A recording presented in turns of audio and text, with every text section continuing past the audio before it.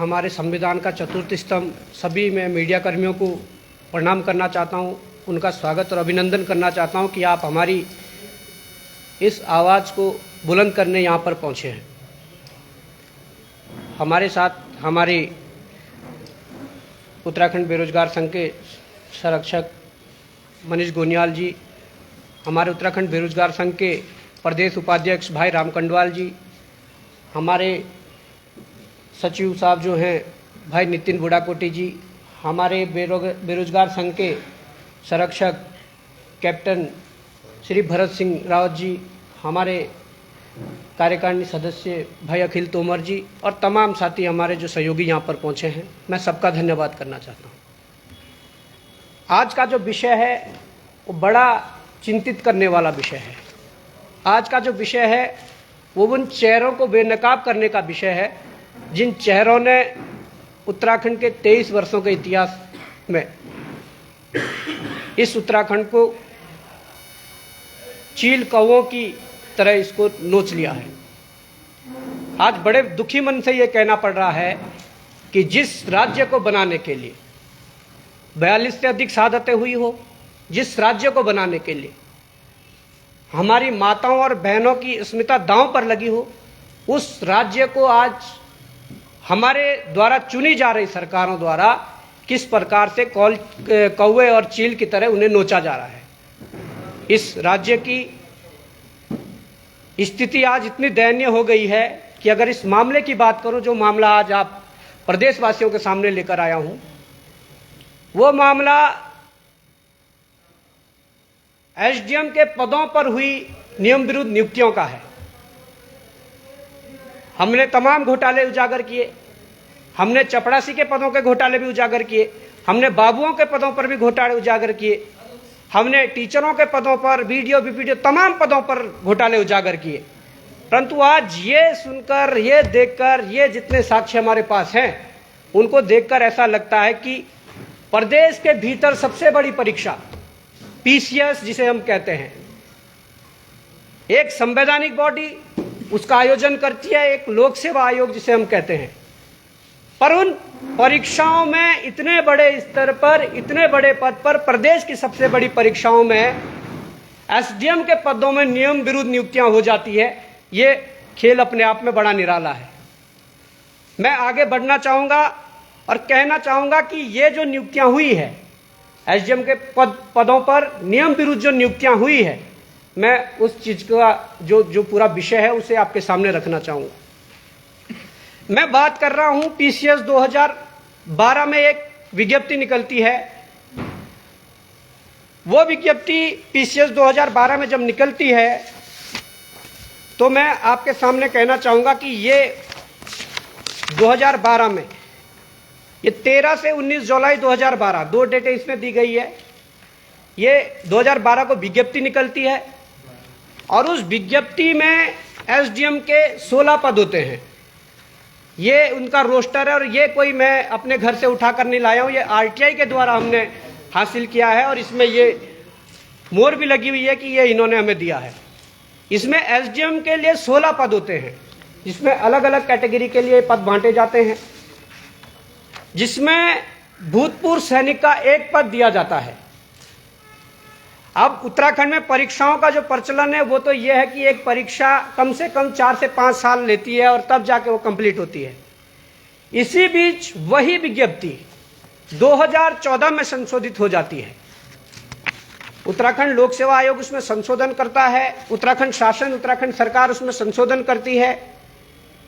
आप देखेंगे कि देहरादून दिनांक 2 जून 2014 को यह संशोधन होता है। उस विज्ञप्ति में संशोधन होने के बाद पद तो 16 ही एसडीएम के रहते हैं, परंतु जो रोस्टर है उसमें चेंज हो जाता है। उस रोस्टर में एसडीएम के 16 पद हैं, परंतु जो भूतपूर्व सैनिक के लिए एक पद रखा गया था वो भी समाप्त कर दिया जाता है, जिस कारण कि भूतपूर्व सैनिक के 0 पद हो जाते हैं। अब बात यह है कि जब विज्ञप्ति निकली और जब संशोधित हुई, उसके बाद 16 एसडीएम हमारे प्रदेश को मिलने थे। 16 एसडीएमओ में ओबीसी, जनरल वगैरह जो जो सीटें बांटी गई थी उस हिसाब से मिलने थे। अब यहाँ पर जो मामला है वो ये है कि लोक सेवा आयोग द्वारा ये भ्रष्टाचार किया जाता है। जिस कैटेगरी का कोई पद नहीं है, उस कैटेगरी के व्यक्ति को, मैं बात भूतपूर्व सैनिक की कर रहा हूं, भूतपूर्व सैनिक को एसडीएम का पद दिया जाता है, और वो भी उस भूतपूर्व सैनिक को किया जाता है जिससे अधिक अन्य जो भूतपूर्व सैनिक जो पार्टिसिपेट करते हैं, जिन्होंने परीक्षा दी है, जिसके सबसे कम नंबर थे, उन्हें वो पद दिया जाता है। एसडीएम का इतना बड़ा पद, उसके बाद जिसके कम नंबर है उसे नियुक्ति देना, यह दर्शाता है कि लोक सेवा आयोग के अंदर करोड़ों रुपए का खेल ऐसे पदों के लिए चल रहा था। अभी कहानी बहुत बड़ी है, कहानी में इंटरेस्ट आएगा। अब जब लोक सेवा आयोग इन्हें नियुक्ति देता है तो उसके उपरांत क्या होता है कि जो व्यक्ति इससे प्रभावित होता है, जिस व्यक्ति के 31 नंबर व्यक्ति से ज्यादा होते हैं, वो कोर्ट की शरण में चले जाते हैं। माननीय उच्च न्यायालय नैनीताल में वो जाते हैं और एक रिट डालते हैं कि मुझसे कम नंबर वाले को कैसे एसडीएम बना दिया, मैं योग्य था, मेरे नंबर ज्यादा थे, इसलिए मुझे वो पद मिलना चाहिए था। कोर्ट ने जब सारी चीजें देखी तो कोर्ट ने वास्तव में देखा कि हाँ, इस व्यक्ति के वो कोटा पूरा करता है जिस कोटे के लिए ये मांग रहा है। दूसरी बात, ये 31 नंबर इससे ज्यादा रखता है, तो इसको क्यों न मिले। वो हाईकोर्ट ने आदेश किया कि एसडीएम जो नियुक्त किए गए हैं मनीष बिष्ट जी, उनको उस पद से हटाकर सुधीर कुमार जी को नियुक्ति दी जाए। ये प्रक्रिया कोर्ट में चलेगी और कोर्ट के बाद कोर्ट ने जजमेंट दिया, मनीष बिष्ट को हटाया जाए और सुधीर कुमार को अंदर लाया जाए। आयोग को ये बात गले से उतरती नहीं है। आयोग फिर उसमें रिव्यू पिटीशन में जाता है और रिव्यू पिटीशन डालता है, परंतु हाई कोर्ट रिव्यू पिटीशन भी खारिज कर देता है और कहता है कि जो हमने कहा मनीष बिष्ट को बाहर करके सुधीर कुमार को नियुक्ति दी जाए तो करो। उसके उपरांत लोक सेवा आयोग मनीष बिष्ट को बाहर करके फिर सुधीर कुमार को नियुक्ति देता है। और अब देखिए आगे क्या होता है। ये जब चीजें हुई, ये जब मामले हुए, इसके बाद अगर 2012 से देखें तो कांग्रेस सरकार भी थी, परंतु 17 में ये मामला, जो 18 और 19 में यह मामला कोर्ट से जब उसमें आया, जजमेंट में आया, क्योंकि 17 में पीसीएस का रिजल्ट निकला था और 18 में नियुक्ति हुई, तो 18 में यह जजमेंट सुधीर कुमार ले आए कि मुझे नियुक्ति दे, और उन्हें दी गई कोर्ट के द्वारा। परंतु अब दुर्भाग्य यह है कि जो एसडीएम को जो बाहर कर दिया गया था, वो सुप्रीम कोर्ट भी चले जाते हैं। अब सुप्रीम कोर्ट जाते हैं तो सुप्रीम कोर्ट उस पर सुनवाई करता है। सुप्रीम कोर्ट ने कहा कि जो सुधीर कुमार जिन्हें हाईकोर्ट ने नियुक्ति दी है, हाईकोर्ट के ऑर्डर को सुप्रीम कोर्ट ने बिल्कुल भी नहीं छेड़ा। उन्होंने कहा कि जिन्हें नियुक्ति दी है उन्हें एक बार नोटिस देकर उनको नोटिस भेजा जाए, और जो हमारा जो डिसीजन है अभी हाईकोर्ट का, उसे यथावत तब तक रखा जाए जब तक कोई सुप्रीम कोर्ट का डिसीजन नहीं आ जाता है। ये बात जब चलती है, अब ये देखिए कि खेल कहां पर होता है। सुप्रीम कोर्ट से ये चीजें चल रही है, सुप्रीम कोर्ट में मामला लंबित है। त्रिवेंद्र जी का कार्यकाल रहता है। त्रिवेंद्र जी के कार्यकाल में पूरी फाइल चलती है। जिन फाइलों के ये साक्ष्य हमारे पास मौजूद है, जो कैबिनेट के जो मिनट्स वगैरह हैं, वो हमारे पास है। त्रिवेंद्र जी की उसमें भी चलते हैं। त्रिवेंद्र जी की मैं इस जगह पर तारीफ करना चाहूंगा और कहना चाहूंगा कि आपने जो गलत था वो गलत, उसको गलत कहा, जो सही था सही कहा। उन्होंने ऐसी नियुक्ति पर रोक लगाई, उन्होंने कभी ऐसी नियुक्ति नहीं की। मैं ये कहना चाहता हूं क्योंकि त्रिवेंद्र राव जी के समय ये फाइल कैबिनेट में गई थी, मुख्य सचिव के पास भी गई थी, जिसमें कि ये साफ तौर पर, अमित नेगी वित्त सचिव थे, उन्होंने भी साफ तौर पर ये लिख दिया था कि discuss my line of to, ये कैबिनेट के लिए उन्होंने कहा था कैबिनेट में ले जाया जाए, अमित नेगी जी ने। आज वो शायद सेंटर में चले गए हैं, परंतु उसके बाद भी खुद मुख्य सचिव ने, उस समय जो मुख्य सचिव थे, उन्होंने कहा कि ये मामला अभी इस मामले को अभी यहाँ ना लाया जाए, इसे आगे बढ़ाया जाए, इस पर कोई कार्रवाई नहीं हो सकती है, ये मुख्य सचिव का भी कहना है। परंतु अब मैं ये कहना चाहता हूं, ऐसा क्या हो गया। अब बात आती है हमारे उत्तराखंड के यशस्वी और युवा मुख्यमंत्री धामी जी के कार्यकाल की। अब 17 से लेकर मामला अभी तक चलता आया था। धामी जी जब उत्तराखंड प्रदेश की कमान संभालते हैं 2021 में, तो उनके यहां पर यह फाइल बड़े तेजी से आगे बढ़ती है। ये बड़ा मामला है और ये मैं कहना चाहता हूं कि जब धामी जी आते हैं, ये मैं आपको डेट भी बता देता हूं, तो ये बड़े तेजी से फाइल आगे बढ़ती है। उस फाइल में ये देखना पड़ेगा कि भाई जब ये नियम विरुद्ध नियुक्तियां हुई थी, जब कोर्ट ने कह दिया कि ऐसा कोई प्रावधान नहीं है। दूसरी बात मैं ये कहना चाहता हूं कि धामी जी ने कैबिनेट में ये मामला रखवाया, कैबिनेट में मामला रखवाया। उससे पहले जो मनीष बिष्ट थे उन्होंने अपने प्रत्यावेदन दिए, उन्होंने ये कहा कि मुझे नियुक्ति दी जाए, मेरा इस प्रकार से हनन हो रहा, मैं एसडीएम था, मुझे हटाया गया, बहुत सारी चीजें उन्होंने लिखी।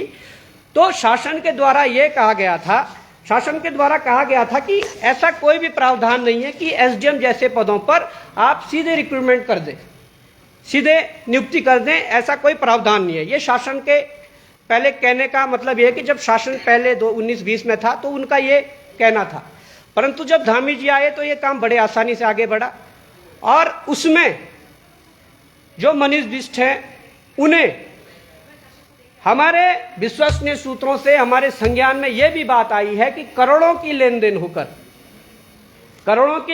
होकर इस एसडीएम के पद पर दोबारा उन्हें बिठाया गया है। यह मैं कह रहा हूं क्योंकि जब बात आगे बढ़ेगी तो खुद ना खुद कहीं पे मुझे लगता है कि पूरी कैबिनेट भी फंसेगी, मुख्यमंत्री धामी जी खुद भी फंसेंगे और जिन्होंने ये नियुक्ति ली है मनीष बिष्ट ने, वो भी फंसेंगे। वो इसलिए फंसेंगे क्योंकि ये इन्हें भी पता है, ये आयोग को भी पता है, शासन को भी पता है, क्योंकि जो भूतपूर्व सैनिक की जो नियमावली कहती है वो ये, उसमें ये नियम है कि कोई भी भूतपूर्व सैनिक अपने उस एक्स सर्विसमैन कोटे का फायदा केवल सरकारी नौकरी में एक बार लेगा। और ये सब इन्हें पता है, ये शासन के कागज है।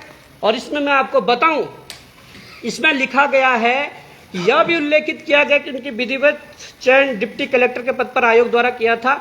डिप्टी कलेक्टर के पद पर नियुक्ति से पूर्व लोक सेवा आयोग से ही चयनित होकर उप शिक्षाधिकारी के पद पर कार्यरत थे एवं उससे पूर्व शिक्षा विभाग में सहायक अध्यापक के पद पर कार्यरत थे। ये पता आयोग को है, ये पता शासन को है, ये सबको है कि इन्होंने एक्स सर्विसमैन का कोटा पहले ले चुके हैं। उसके बाद भी हमारी कैबिनेट, हमारी सरकार, जिन्हें सुप्रीम कोर्ट में जाकर उनके खिलाफ ठोस पैरवी करनी चाहिए थी कि नहीं ये गलत है, उन लोगों ने किस शर्त पर मनीष बिष्ट को नियुक्ति दी कि आप सुप्रीम कोर्ट से अपनी याचिका वापस लीजिए, आपको एसडीएम बना दिया जाता है। अब मैं ये कहना चाहता हूं कि अगर ये प्रावधान सबके लिए हैं तो उत्तराखंड बनने के बाद से कितने मुख्यमंत्री हुए हैं? क्या सभी मुख्यमंत्रियों ने ऐसे एसडीएम बनाए हैं? अगर ये प्रावधान सभी के लिए हैं तो मैं ये कहना चाहता हूं कि बॉबी पंवार या बॉबी पंवार जैसे लोग जो तैयारी कर रहे थे, जो परीक्षाएं दे रहे हैं, उन परीक्षाओं में बाहर होने के बाद भी वो शासन को लिखेंगे कि हमें नियुक्ति दी जाए। क्या शासन नियुक्ति देगा? मैं ये कहना चाहता हूं कि एलटी कला के छात्रों को लगातार 2 सालों से घुमाया जा रहा है, क्योंकि उनको हाईकोर्ट ने दिया था कि भाई बीएड जो वाले हैं वही एलिजिबल है, बाकी लोगों को बाहर कर दो। उस पर फैसला नहीं ले पा रहे हैं क्योंकि वहां पर ना तो पैसा मिलने वाला है और ना वहां पर नेताओं की बेटी बहुएं हैं।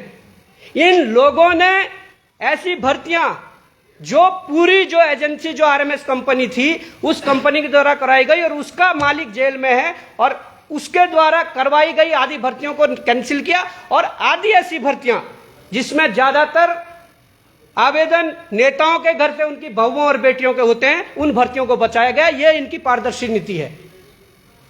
मैं कहना चाहता हूं कि जो कैबिनेट में फैसले होने चाहिए वो नहीं होते।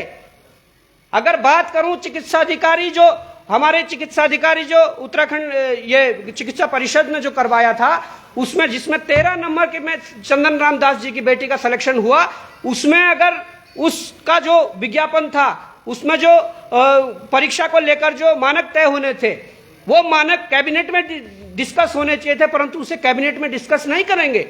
वो केवल सचिव ने लिख दिया कि 40 नंबर का एकेडमिक होगा और 60 नंबर का इंटरव्यू होगा। ये हाल इन लोगों के हैं और ये हाल इसलिए हैं कि धामी जी को लगता है कि उनको जनता ने हरा दिया था, फिर भी वो मुख्यमंत्री बने। उन्हें यही लगता है कि चलो कोई बंदा अगर परीक्षा में बाहर हो रहा तो उसको फिर नियुक्ति मिलनी चाहिए। वो अपना मेथड अपने उस पर लगा रहे हैं। अब आज प्रदेश के मुख्यमंत्री खुद भ्रष्टाचार के घेरे में है। आज हम न्याय की गुहार लगाएं तो लगाएं किससे?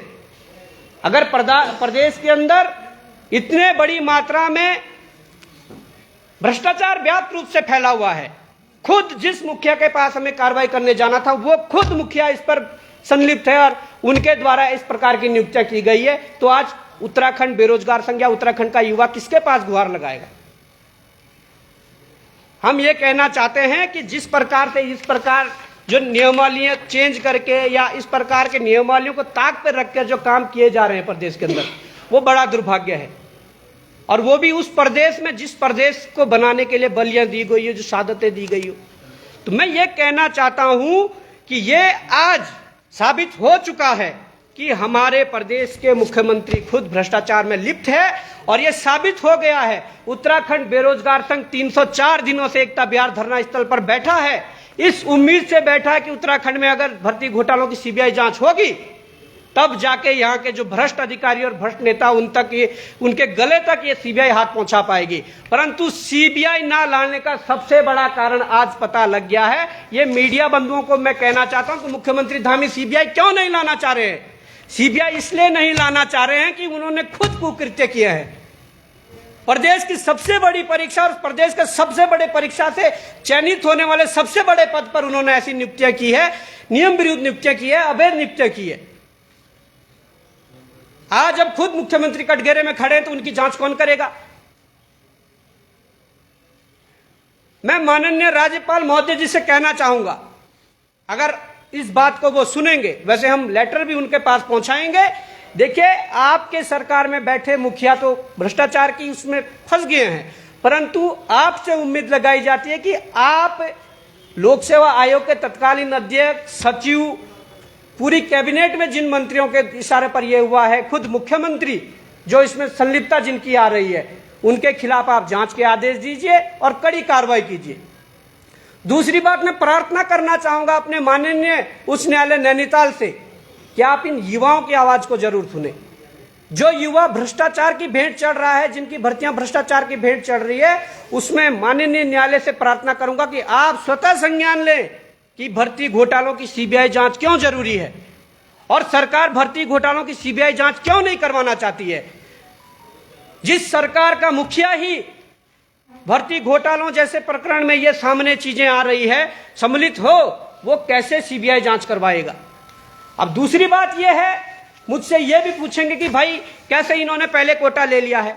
ये 2010 पीसीएस का ये रिजल्ट है और इस 2010 के पीसीएस के रिजल्ट में मैं आप लोगों को बता दूं तो इसमें ये 80 नंबर पे Manish Bisht general ex serviceman, यहां भी एक्स सर्विसमैन का कोटा लिया हुआ है।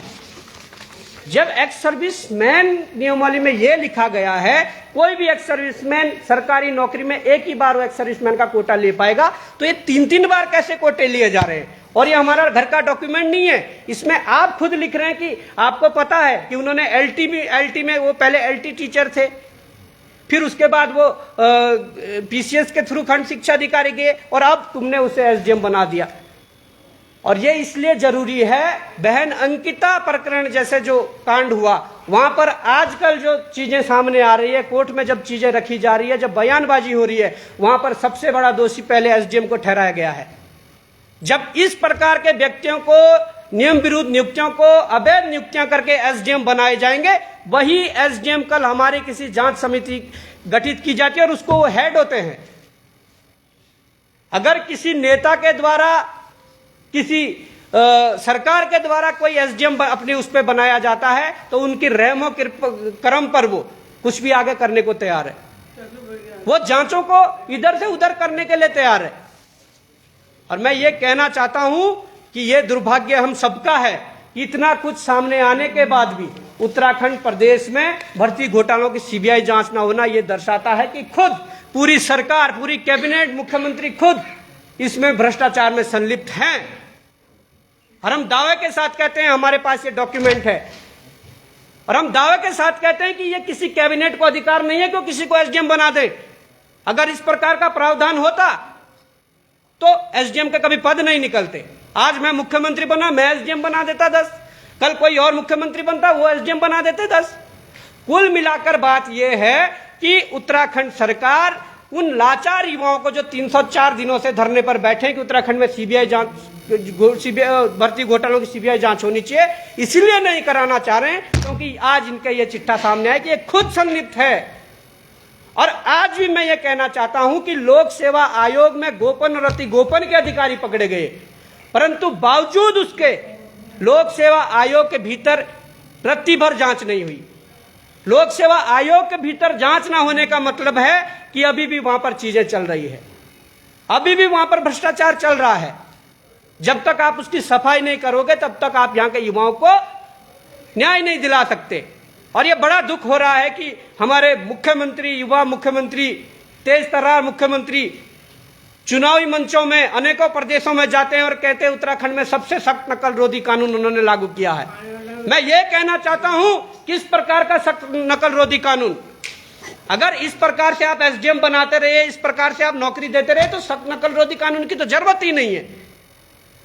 तो मैं धन्यवाद करना चाहूंगा एक बार पुनः आप सभी मीडिया बंधुओं का, और एक बार आप लोगों से भी प्रार्थना करना चाहूंगा कि ये इस गंभीर विषय को अपने स्तर से जितना हो सके आप इससे आगे बढ़ाइए, क्योंकि इस प्रकार के कृत्य जब खुद मुख्यमंत्री और उनकी कैबिनेट करने लगे तो मुझे लगता है कि प्रदेश गलत दिशा में जा रहा है, और उसे सही दिशा में लाने के लिए हम जैसे लोगों को संघर्ष करना पड़ेगा, आप जैसे लोगों को उस चीज को दिखाना पड़ेगा, और आप जैसे लोगों को, आप जैसे जो लोग हैं वो अगर पत्रकारिता सही से करेंगे तब जाकर इस प्रदेश को सही दिशा में लाया जा सकता है। धन्यवाद, बहुत बहुत आभार। सवाल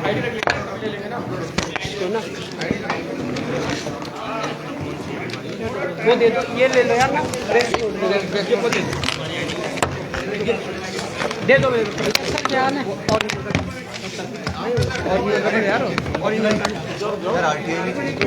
पीडीएफ बना रखी है, मैं पीडीएफ दे दूँ यार, इतना प्रिंट मैं नहीं निकाल सकता, मेरे पास पीडीएफ है ना, पीडीएफ मैंने बना रखी है, मैं दे दूँगा। नीचे गिराएगा क्या? छोड़ना क्या करना है?